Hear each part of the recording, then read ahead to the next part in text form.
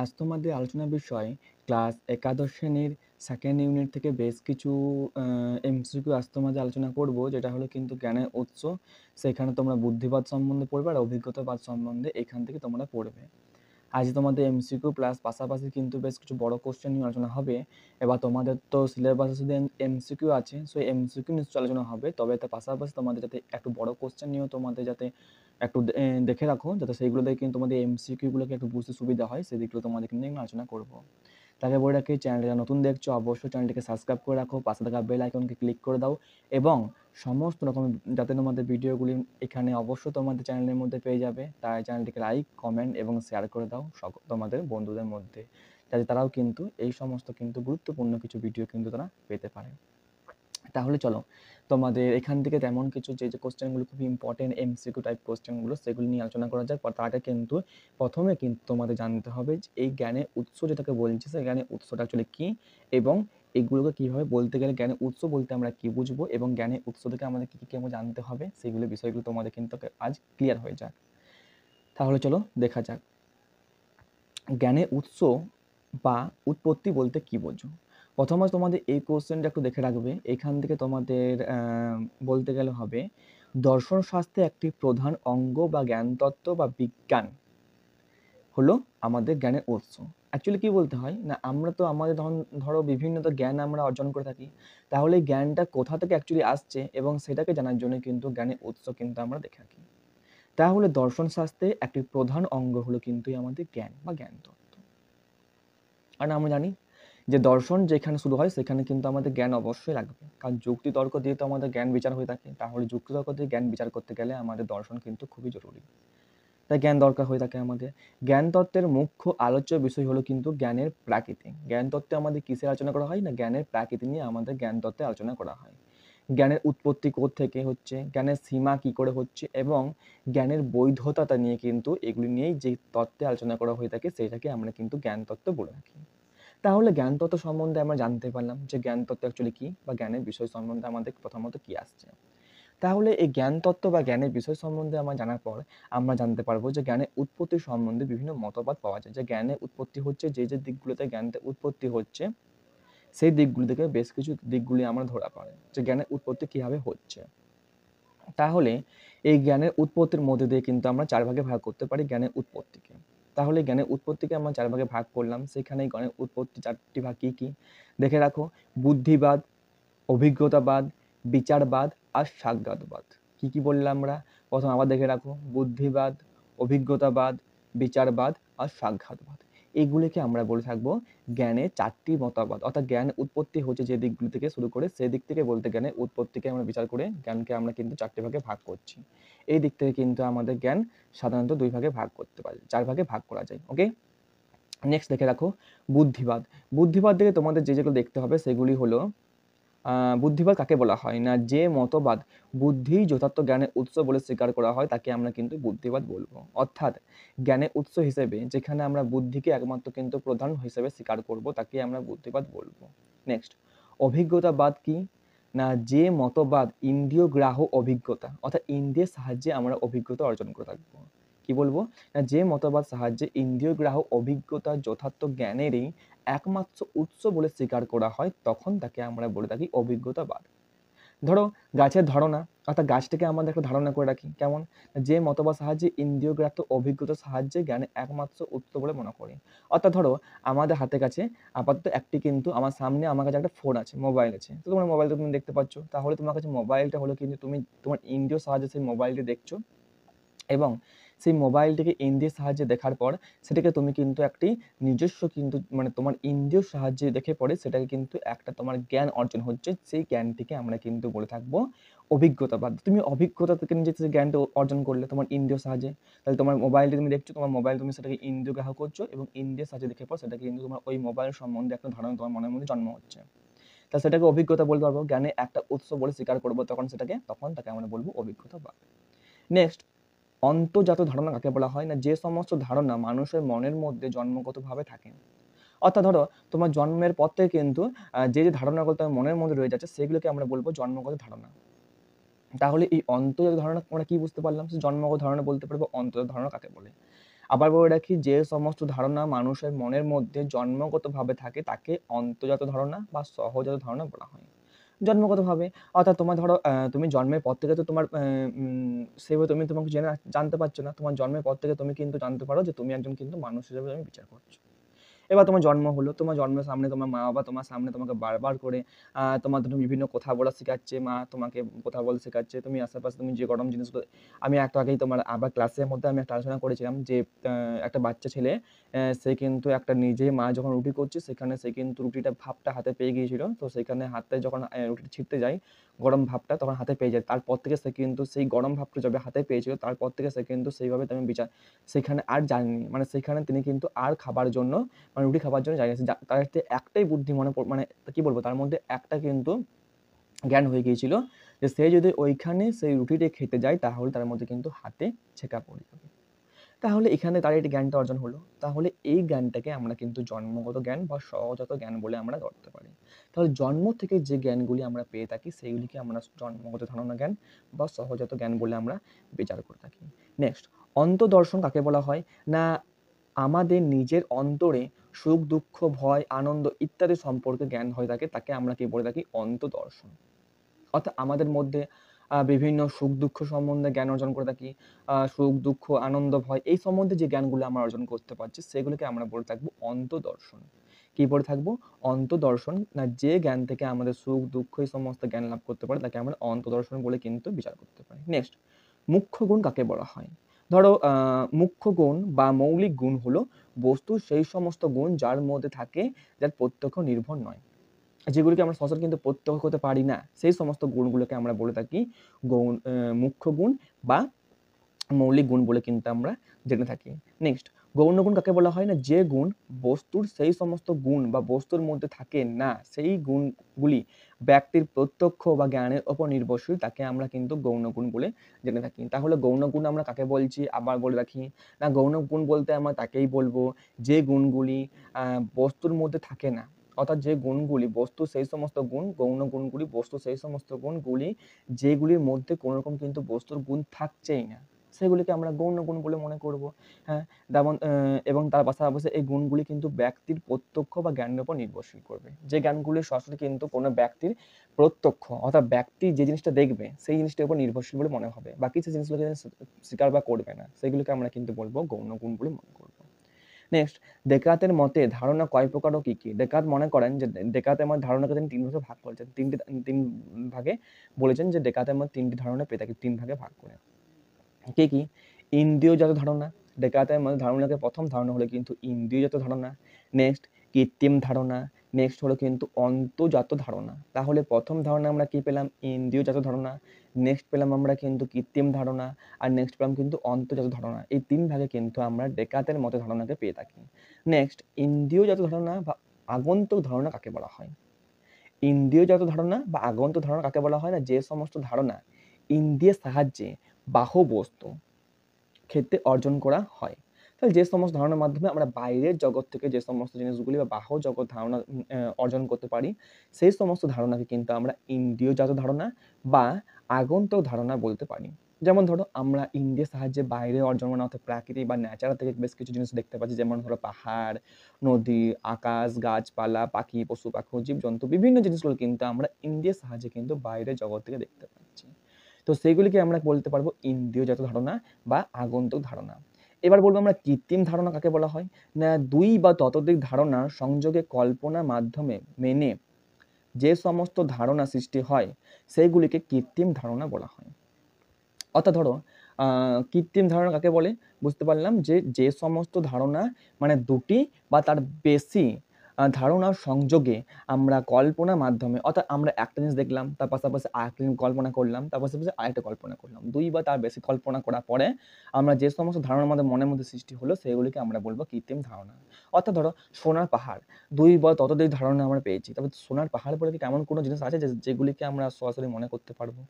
আমরা ছোট থেকে কিন্তু এই সমস্ত কথাগুলো শুনে এসেছি যে সোনার পাহাড় আছে, ঘোড়ার ডিম আছে, সোনার বাটি আছে। এমন হ্যাঁ, সোনার বাটি হতে পারে যদি বানায়, কিন্তু সোনার পাথরের বাটি কি আছে? এমনটা কিন্তু এই কথাগুলো আমরা কিন্তু ছোট থেকে কিন্তু শুনে আসছি। কিন্তু সেগুলি কিন্তু আমাদের সম্বন্ধে আজ পর্যন্ত কিন্তু কোনোদিন কিন্তু সেই জ্ঞান আমরা সরাসরি দেখতে পাইনি। ইন্দ্রিয়গ্রাহ্য বিষয় হলেও মনে হয়নি আমাদের। কারণ সেগুলোকে আমরা দেখতে পাইনি, কিন্তু আমাদের অর্জন এই জ্ঞানগুলি ছোট থেকে আমরা শুনে আসছি, সেগুলিকে আমরা কৃত্রিম জ্ঞান বলতে পারবো। ওকে, এবার ধরো বেশ কিছু শর্ট কোশ্চেন নিয়ে আমরা আলোচনা করি। মোটামুটি বড় কোশ্চেন এখানে এইটুকুই তোমরা বিষয় জানতে পারলে মোটামুটি তোমাদের জ্ঞানের উৎস থেকে তেমন কোশ্চেন পেয়ে যাবে, এইটুকুই বড় কোশ্চেন। এবার তোমাদের বেশ কিছু এমসিকিউ নিয়ে আলোচনা করবো, এমসিকিউগুলো দেখে রাখো। এমসিকিউ সরাসরি কিন্তু আমরা অ্যান্সারে চলে যাবো, এখানে কোনো রকম কিন্তু অপশান দেওয়া থাকবে না, সরাসরি অ্যান্সারে আসছি। ওকে, তাহলে ফার্স্ট কোশ্চেন, বুদ্ধিবাদ মতে ড্যাশ হলো জ্ঞানের উৎস। তাহলে বুদ্ধিবাদ মতে কোনটি জ্ঞানের উৎস বলে মনে করছি আমরা? বুদ্ধি। কারণ বুদ্ধিবাদ থেকে তো আমরা বুদ্ধি সম্বন্ধে জানতে পারবো, বুদ্ধিবাদ থেকে আমরা বুদ্ধি জ্ঞান লাভ করতে পারবো। তাহলে বুদ্ধিবাদ হলো কিন্তু একটা বুদ্ধি সম্বন্ধে একটা জ্ঞান। অভিজ্ঞতাবাদের মতে আমাদের কোন জ্ঞানের উৎস? অভিজ্ঞতাবাদটা। অভিজ্ঞতাবাদ থেকে কিন্তু আমরা অভিজ্ঞতা জ্ঞান উৎস অর্জন করতে পারবো, অর্থাৎ অভিজ্ঞতাবাদ থেকে আমরা কিন্তু অভিজ্ঞতা জ্ঞানই অর্জন করতে পারবো। নেক্সট, ডেকার্ট একজন ড্যাশ দার্শনিক ছিলেন। ডেকার্ট কোন দার্শনিক ছিলেন? ডেকার্ট একজন বুদ্ধিবাদী দার্শনিক ছিলেন। ডেকার্টকে বুদ্ধিবাদী দার্শনিক বলা হয়। লকের মতে জন্মের সময় মানুষের মন থাকে একটি সাদা কাগজের মতো। এই বিষয়গুলো দেখে রাখো। এখানে ডেকার্ট বলছেন, লক বলছেন যে এটাকে সরাসরি বলতে তোমাদের মনে বুঝতে পারবে যে একটা বাচ্চা যখন শিশু জন্মগ্রহণ করেন তার মধ্যে মেমোরি একদম ক্লিয়ার থাকে, তার মধ্যে তেমন কিন্তু জ্ঞান তারা কিন্তু আগে থেকে পেয়ে থাকে না, এবং তারা কিন্তু এখনকার আমাদের যে জ্ঞানটা আছে আমাদের খাতা আমাদের মেমোরির মধ্যে অনেকটা সাদা পাতাতে কিন্তু লেখা হয়ে গেছে, অনেক সম্বন্ধে লেখা হয়ে গেছে, কারণ আমরা আস্তে আস্তে আস্তে আস্তে সেই সম্বন্ধে জানতে পারছি, সেই সম্বন্ধে আমাদের জ্ঞান অর্জন করতে পারছি। কিন্তু একজন শিশু তার মেমোরির মধ্যে কেমন কিছু এই জগৎ সম্বন্ধে তেমন কিছু জানে না, তাই তাদের মেমোরি পুরো কিন্তু সাদা পরিষ্কার থাকে, তাই তাদের মেমোরিটা কিন্তু একেবারে তার মধ্যে কোনো রকম কিন্তু আপাতত জ্ঞান অর্জন করতে পারেনি, আস্তে আস্তে সে শিখছে, তাই তাদের মন কিন্তু একেবারে সাদা কাগজের সঙ্গে তুলনা করেছে, সাদা কাগজ বলা হয়েছে। নেক্সট, অভিজ্ঞতাবাদের শেষ পরিণতি কি? সংশয়বাদ। অভিজ্ঞতাবাদ কিন্তু একেবারে শেষ পরিণত হলো কিন্তু সংশয়বাদ। অভিজ্ঞতাবাদের মতে মন সংবেদনের ড্যাশ গৃহীতা কি? নিষ্ক্রিয় গৃহীতা। অভিজ্ঞতাবাদরা মনে করেন যে মনটা আমাদের সংবেদনে কিন্তু আমাদের নিষ্ক্রিয় গৃহীতা। ওকে, নেক্সট, স্পিনোজা একজন ড্যাশ দার্শনিক। স্পিনোজা হলো কিন্তু আমাদের বুদ্ধিবাদী দার্শনিক। এখান থেকে তোমাদের যে এমসিকিউ গুলো আলোচনা করছি আমি, মোটামুটি এই এমসিকিউ গুলো থেকে তোমরা ফুল সাজেশন পেয়ে যাবে। আপাততভাবে তোমরা যদি এই এমসিকিউ গুলোটা ভালো করে নজর দাও পরীক্ষায়, তোমাদের এখান থেকে তেমন কিন্তু কোশ্চেন সবই পেয়ে যাবে এমসিকিউ। এবার এমসিকিউ আসবে তো হয়তো কোশ্চেনের সময় ঘুরিয়ে দিতে পারে, তবে আমি যে তোমাদের কোশ্চেন আলোচনা করছি যেখানে 50টার মতো কোশ্চেন থাকবে, পার্ট করে আলোচনা করবো, সেখান থেকে এতগুলো কোশ্চেন তোমাদের দিবে না, মোটামুটি এখান থেকে তোমরা 3 থেকে 4-5টা কিন্তু কোশ্চেন পেয়ে যাবে। আপাতত আমার 40 নম্বর পরীক্ষা হবে, 40 নম্বর পরীক্ষা থেকে তোমাদের একটা মিনিমাম কিন্তু হয়তো এই জ্ঞানের উৎস থেকে হয়তো 5 নাম্বারে এমসিকিউ আসবে, সেখানে আমি তোমাদের কিন্তু 20 থেকে 30টার মতো এমসিকিউ আলোচনা করব। এবার তার বেশি আলোচনা করতে পারি, 50টার মতো এমসিকিউ আলোচনা করব। এবার বলবে কেন এতগুলো এমসিকিউ আলোচনা করছি আমরা, পরীক্ষায় তো আসবে খুবই কম। এবার ধর তোমরা যত কিন্তু কোশ্চেনে আমি আগেই বললাম যত কোশ্চেনে তোমরা নাড়াচাড়া করবে তত কিন্তু তোমাদের কাজে দেবে, তোমরা তত সেই সম্বন্ধে আরো জ্ঞান অর্জন করতে পারবে। তাই তোমাদের দরকার যাতে তোমরা কিন্তু পরীক্ষার জন্য একেবারে প্রস্তুতি হতে পারো, সেই সম্বন্ধে তোমাদের জানতে হবে। এবার 40 নাম্বার পরীক্ষা, সেমিস্টার ওয়াইজ পরীক্ষা হবে, তোমাদের কম পড়তে হচ্ছে এমনটা তো নয়, কম পড়ো কিন্তু বেশি বেশি করে একটা যাতে তোমাদের মনে থাকতে পারে, তার জন্য তোমাদের কিন্তু এইটুকু একটু সম্বন্ধে কিন্তু তোমরা জেনে থাকো। ওকে, নেক্সট, স্পিনোজা একজন ড্যাশ দার্শনিক। আমরা বলে থাকলাম যে স্পিনোজা হলেন একজন বুদ্ধিবাদী দার্শনিক। লাইবনিজ একজন বুদ্ধিবাদী দার্শনিক। লাইবনিজ কি? লাইবনিজ হলেন কিন্তু একজন বুদ্ধিবাদী দার্শনিক। লাইবনিজকে আমরা অনেক সময় কিন্তু বুদ্ধিবাদী দার্শনিক হিসেবে বিবেচনা করতে পারি। বার্কলে একজন ড্যাশ দার্শনিক। বার্কলেকে অভিজ্ঞতাবাদী দার্শনিক বলা হয়। তোমাদের পরীক্ষায় তোমাদের সিলেবাসে আছে যে 3 জন বুদ্ধিবাদী সম্বন্ধে জানতে হবে আর 3 জন অভিজ্ঞতাবাদী দার্শনিক সম্বন্ধে জানতে হবে। তো তার মধ্যে 3 জনকে আমরা পেয়ে গেছি। লাইবনিজ একজন বুদ্ধিবাদী দার্শনিক, বার্কলে একজন অভিজ্ঞতাবাদী দার্শনিক, হিউম একজন ড্যাশ দার্শনিক। হিউমকে আমরা কি বলে থাকি? অভিজ্ঞতাবাদী দার্শনিক বলে কিন্তু আমরা পেয়ে থাকছি। নেক্সট, বুদ্ধিমতে বুদ্ধি অভিজ্ঞতার উৎস, জ্ঞানের উৎস। বুদ্ধিবাদ দার্শনিকরা মনে করেন যে বুদ্ধি হলো কিন্তু জ্ঞানের উৎস। হ্যাঁ, বুদ্ধিবাদ দর্শন সম্প্রদায়রা কিন্তু এই বুদ্ধি জ্ঞানের উৎস বলে কিন্তু মনে করছে। বুদ্ধিবাদীরা মনে করছেন যে জ্ঞানের উৎস সম্বন্ধে কি? বুদ্ধি হলো কিন্তু জ্ঞানের একমাত্র উৎস। অভিজ্ঞতাবাদ মতে বুদ্ধি অভিজ্ঞতা জ্ঞানের উৎস। বুদ্ধি না অভিজ্ঞতা থেকে উৎস হচ্ছে। বুদ্ধিবাদীরা সর্বদা কিন্তু অভিজ্ঞতাবাদীরা অভিজ্ঞতা থেকে জ্ঞান অর্জন করবে, আর বুদ্ধিবাদ থেকে জ্ঞান অর্জন করবে। ডেকার্ট একজন বুদ্ধিবাদী না অভিজ্ঞতাবাদ দার্শনিক? ডেকার্ট একজন বুদ্ধিবাদী দার্শনিক। স্পিনোজা একজন বুদ্ধিবাদী দার্শনিক না অভিজ্ঞতাবাদী দার্শনিক? অবশ্যই বুদ্ধিবাদী দার্শনিক। নেক্সট, লাইবনিজ একজন বুদ্ধিবাদী দার্শনিক না অভিজ্ঞতাবাদী দার্শনিক? লাইবনিজ একজন বুদ্ধিবাদী দার্শনিক। নেক্সট, লক একজন বুদ্ধিবাদী দার্শনিক না অভিজ্ঞতাবাদী দার্শনিক? লক একজন অভিজ্ঞতাবাদী দার্শনিক। নেক্সট, বার্কলে একজন বুদ্ধিবাদী দার্শনিক না অভিজ্ঞতাবাদী দার্শনিক? বার্কলে অভিজ্ঞতাবাদী দার্শনিক। নেক্সট, হিউম একজন বুদ্ধিবাদী দার্শনিক না অভিজ্ঞতাবাদী দার্শনিক? হিউম হলো কিন্তু অভিজ্ঞতাবাদী দার্শনিক। বুদ্ধিবাদের মতে স্বতঃসিদ্ধ আন্তর্জাত ধারণা থেকে বুদ্ধি আর অভিজ্ঞতা জ্ঞান গঠন করতে পারে। আমরা বুদ্ধিবাদীরা মনে করছেন, সবসময় মনে রাখবে যে বুদ্ধিবাদী দার্শনিক সবসময় বুদ্ধিবাদ নিয়ে আলোচনা করবে, আর অভিজ্ঞতাবাদী দার্শনিক কিন্তু সবসময় তার অভিজ্ঞতা থেকে অর্জন করবে। তাহলে তুমি সেখানে যে কোনো কোশ্চেন দেখে না কেন, তুমি বুদ্ধিবাদীরা সবসময় কিন্তু বুদ্ধিবাদী মনে রাখবে, আর অভিজ্ঞতাবাদীরা অভিজ্ঞতা থেকে অর্জন করবে। তাহলে এখানে কোশ্চেন করেছে আমাদের যে বুদ্ধিবাদী মতে স্বতঃসিদ্ধ অন্তর্জাত ধারণা থেকে বুদ্ধি আর অভিজ্ঞতা জ্ঞান গঠন করে, বুদ্ধি না অভিজ্ঞতা জ্ঞান অর্জন করবে? বুদ্ধিবাদীরা বুদ্ধিবাদ থেকে অর্জন করতে পারবে। অভিজ্ঞতাবাদের শেষ পরিণতি বুদ্ধিবাদ না সংশয়বাদ? অভিজ্ঞতাবাদের শেষ পরিণতি কি? বুদ্ধিবাদ। অভিজ্ঞতাবাদের শেষ পরিণতি কি? বুদ্ধিবাদ। বুদ্ধিমতে এমন কোনো জিনিস বা উপাদান নেই যাকে ইন্দ্রিয়ের সাহায্যে আগে লাভ করা যায় না, এই উক্তিটি কে বলেছেন? এটি বলেছেন কিন্তু লক। আমরা এর আগে যে এমসিকিউ তোমাদের ইউনিট 2 এর মধ্যে যে ফার্স্ট পার্টটা আমরা আলোচনা করেছি, সেখানে তোমাদেরকে বলেছিলাম যে তোমাদের বেশিরভাগটাই কিন্তু কে বলেন অর্থাৎ মত প্রকাশ থেকে কোশ্চেন আসবে। কে বলেন, উক্তিটি কার, এই উক্তি কারগুলি বেশি করে কোশ্চেন আসতে পারে। তাই তোমরা এই কোশ্চেনগুলো একটু ভালো করে দেখে রাখো। এই উক্তি কোশ্চেনগুলোকে দেখলে তোমাদের হয়তো পরীক্ষার মধ্যে থেকে হয়তো হাফ কোশ্চেন তোমরা এখান থেকেই পেয়ে যাবে। তাই এই কোশ্চেনগুলোকে একটু ভালো করে নজর দেবে যে উক্তিগুলির মধ্যে। ওকে, তাহলে বুদ্ধিতে এমন কোনো জিনিস বা উপাদান নেই যাকে ইন্দ্রিয়ের সাহায্যে লাভ করা যায় না, এই উক্তিটি কে বলেছিলেন? লক বলেছিলেন। এই কোশ্চেনে আমি আলোচনা করলাম। নেক্সট, বুদ্ধিতে এমন কোনো জিনিস বা উপাদান নেই যাকে ইন্দ্রিয়ের সাহায্যে আগে লাভ করা যায় না, এটি কে বলেছেন? লাইবনিজ। ওপরে পেলাম ইন্দ্রিয়ের সাহায্যে লাভ করা যায় না, এটি বলেছিলেন লক বলেছিলেন, না লাইবনিজ বলেছিলেন? লক বললাম। বুদ্ধিতে এমন কোনো জিনিস বা উপাদান নেই যাকে ইন্দ্রিয়ের সাহায্যে আগে লাভ করা যায়নি, এটি লক বলেছিলেন। আর বুদ্ধিতে এমন কোনো জিনিস বা উপাদান নেই যাকে ইন্দ্রিয়ের সাহায্যে আগে লাভ করা যায় না, এই মতটি বুদ্ধি ছাড়া, অর্থাৎ একমত বুদ্ধি ছাড়া উক্তিটি লকের না লাইবনিজের? এখানে লাইবনিজের বলেছেন। ওকে, এবার ধরো তোমরা বলবে যে একই উক্তি লক বলছেন আবার লাইবনিজ বলছেন, এই দুটোর মধ্যে আমরা কি করে জানতে পারবো? এখান থেকে তোমরা দেখে রাখবে, যদি তোমাকে বুদ্ধিবাদী হিসেবে তখন বলে তখন তুমি লাইবনিজ লিখবে, আর সরাসরি যদি বলে তখন তুমি কিন্তু লক লিখবে। অভিজ্ঞতাবাদী দিক থেকে লক বলছে এই কথাটা। বুদ্ধিবাদের মতে জ্ঞান প্রত্যক্ষ পূর্ব না প্রত্যক্ষতর? বুদ্ধিবাদীরা মনে করেন যে আমাদের জ্ঞানটা হলো প্রত্যক্ষ পূর্ব, আমাদের প্রত্যক্ষ পূর্ব কিন্তু আমাদের জ্ঞান। নেক্সট, জন্মের সময় মানুষের মন একটি পরিষ্কার স্লেট বা ট্যাবুলার রাশার মতো থাকে, এই উক্তিটি কে বলেছেন? লক বলেছেন। এখানে বেশ কিছু অপশন আছে, এই উক্তিটি হলো কিন্তু লকের মতে।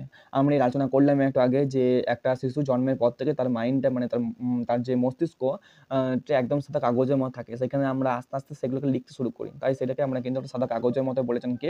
লক। ডেকার্তের না লকের মতে মানুষ জন্ম থেকে কতগুলি সহজ ধারণা নিয়ে জন্মায়? কে বলেছেন? ডেকার্ত না লক বলেছেন যে মানুষ কতগুলি সহজাত ধারণা থেকে জন্ম লাভ করছে? অবশ্যই হবে আমাদের ডেকার্ত। ডেকার্ত মনে করেন যে মানুষ কতগুলি কিন্তু সহজাত ধারণা থেকে জন্ম লাভ করছে।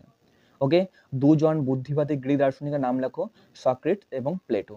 সক্রেটিস এবং প্লেটো হলো দুজন দার্শনিক, অর্থাৎ কি দার্শনিক না তিনি হলেন কিন্তু গ্রিক দার্শনিক। নেক্সট, তিনজন বুদ্ধিবাদী আধুনিক দার্শনিকের নাম লেখো। এখানে আধুনিক দার্শনিক বলতে আমরা কাদেরকে বলবো? যারা কিন্তু এই আধুনিক সম্পর্ক, অর্থাৎ এই যে প্রাচীন এবং মধ্যযুগ এই যে দর্শন শাস্ত্র ছিল, সেই দর্শন শাস্ত্র সম্পূর্ণ কিন্তু ভণ্ড অথবা খণ্ড করে পড়ে তারা কিন্তু আধুনিক দার্শনিক হিসেবে তিনি কিন্তু বিচার লাভ করেছে, অর্থাৎ আধুনিক দর্শনকে তারা কিন্তু নতুন করে তৈরি করার চেষ্টা করেছে, তাকে আমরা কি বলবো?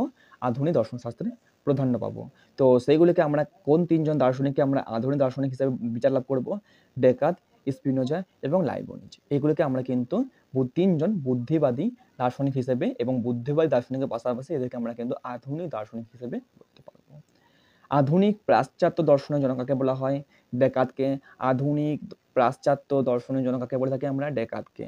কারণ দেখো তোমরা ওপরে পরের লাইনটা পেলে যে তিনজন বুদ্ধিবাদী আধুনিক দার্শনিকের নাম ডেকার্ত, স্পিনোজা এবং লাইবনিজ।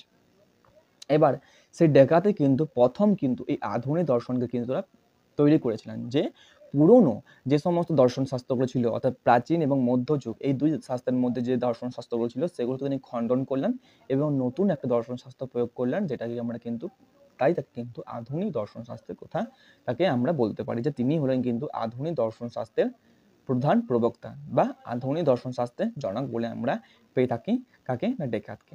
তাহলে আজকে এইটুকুই আমাদের আলোচনার বিষয়। আবার নেক্সট পার্টে কিন্তু আমরা নেক্সট এমসিকিউ নিয়ে আলোচনা করব। এই পার্টটা থেকে বেশ কিছু এমসিকিউ আলোচনা করব। 2টো পার্ট কি 3টা পার্ট হবে বলা মুশকিল। তবে এখান থেকে আর অনেকগুলি কোশ্চেন আছে যে কোশ্চেনগুলো তোমাদের আলোচনা করব। আজ মোটামুটি কয়েকটা কোশ্চেন আলোচনা করলাম এমসিকিউ। তাহলে এখান থেকে আজকে আবার নেক্সট ভিডিওতে তোমাদের এমসিকিউ নিয়ে আলোচনা হবে।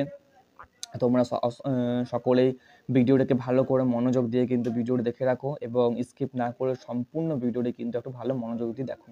তোমাদের যদি পিডিএফ এর দরকার হয় বা তোমাদের গ্রুপে, আমাদের ডিসক্রিপশন বক্সে আমার গ্রুপ আছে, লিঙ্ক আছে, আমার চ্যানেলে গ্রুপের লিঙ্ক প্লাস কিন্তু আমার ফেসবুক পেজেরও লিঙ্ক আছে, সেখানে তোমরা কিন্তু হোয়াটসঅ্যাপ গ্রুপে জয়েন হয়ে যেতে পারো এবং হোয়াটসঅ্যাপ গ্রুপে জয়েন হয়ে পরে তোমরা অবশ্যই তোমাদের যদি কোনো রকম ডাউট থাকে, কোশ্চেন থাকে, তাহলে আমাকে জানাও। আমি সেখানে কিন্তু তোমাদের অবশ্যই কিন্তু উত্তর দেওয়ার চেষ্টা করব। ওখানে মোটামুটি আমার প্রতিনিয়ত কিন্তু এমসিকিউ কোশ্চেন সেখানে আমি আপলোড করি। মিনিমাম প্রতিটা কোশ্চেন নিয়ে আমরা ভিডিও ছাড়তে পারি না, তাই কিন্তু সেখানে আমার যে কোশ্চেনগুলো খুব ইম্পর্টেন্ট মনে হয় সেই কোশ্চেনগুলো কিন্তু আমার চ্যানেলের মধ্যে হোয়াটসঅ্যাপ গ্রুপ, সেই হোয়াটসঅ্যাপ গ্রুপের মধ্যে কিন্তু আমি আপলোড করে থাকি। তোমরা এখনও যারা কিন্তু হোয়াটসঅ্যাপ গ্রুপে জয়েন হওনি, অবশ্যই কিন্তু হোয়াটসঅ্যাপ গ্রুপের ডিসক্রিপশন বক্সে লিঙ্ক থাকবে, সেখানে তারা কিন্তু তোমরা জয়েন হয়ে যেতে পারো এবং ফেসবুক পেজেও কিন্তু তোমরা জয়েন হয়ে যেতে পারো। তাহলে আজকে এইটুকুই। আবার নেক্সট ভিডিওতে আমরা আলোচনা করব। যারা চ্যানেলটি এখনও সাবস্ক্রাইব করোনি, চ্যানেলটি অবশ্যই সাবস্ক্রাইব করে পাশে থাকা বেল আইকনটি ক্লিক করে দাও এবং লাইক, কমেন্ট, শেয়ার অবশ্যই করে রাখবে এবং তোমাদের বন্ধুদেরকে এটা শেয়ার করে রাখো, তারাও যাতে কিন্তু কোনো রকম হেল্পফুল হয়। কারণ প্রতিনিয়ত তোমার দর্শন বিষয়ে যে কোনো বিষয় কিন্তু আলোচনা প্রতিনিয়ত কিন্তু পেয়ে যাবে আমার এই ক্লাসের মধ্যে দিয়ে। হ্যাঁ, ক্লাসের মধ্যে দর্শন বিষয় যে কোনো ক্লাস 11, 12 সমস্ত বিষয় কিন্তু দর্শনশাস্ত্র পেয়ে যাবে আমার এই চ্যানেলের মধ্যে দিয়ে। তোমাদের সামনে পরীক্ষা, একটু ভালো করে মনোযোগ দিয়ে এই কোশ্চেনগুলোকে একটু দেখে রাখো, তাহলে তোমরা কিন্তু মোটামুটি কিন্তু তোমাদের কিন্তু পরীক্ষায় খুবই ভালো হবে। আমি এটুকু বলতে পারবো, যেগুলি আমি আগের থেকে প্রথম থেকে যতগুলি কোশ্চেন আমি পড়িয়ে রেখেছি, সেই কোশ্চেনগুলো তোমরা যদি একটু ভালো করে মনোযোগ দেখো, তাহলে তোমরা কিন্তু 40-এর মধ্যে হয়তো তোমরা কিন্তু প্রায় বলতে পারো 80% নাম্বার, তোমরা কিন্তু 99% নাম্বার পেয়ে যাবে। কারণ সব কোশ্চেনগুলো খুবই ইম্পর্টেন্ট কোশ্চেন। ওকে, 90% নাম্বার তোমরা কিন্তু এই কোশ্চেনগুলো থেকে পেয়ে যাবে। তোমরা যদি ভালো করে মনোযোগ দিয়ে পড়ো। তাহলে আজকে এইটুকুই। আবার নেক্সট ভিডিওতে তোমরা আলোচনা করবো। সবাই ভালো থেকো, সুস্থ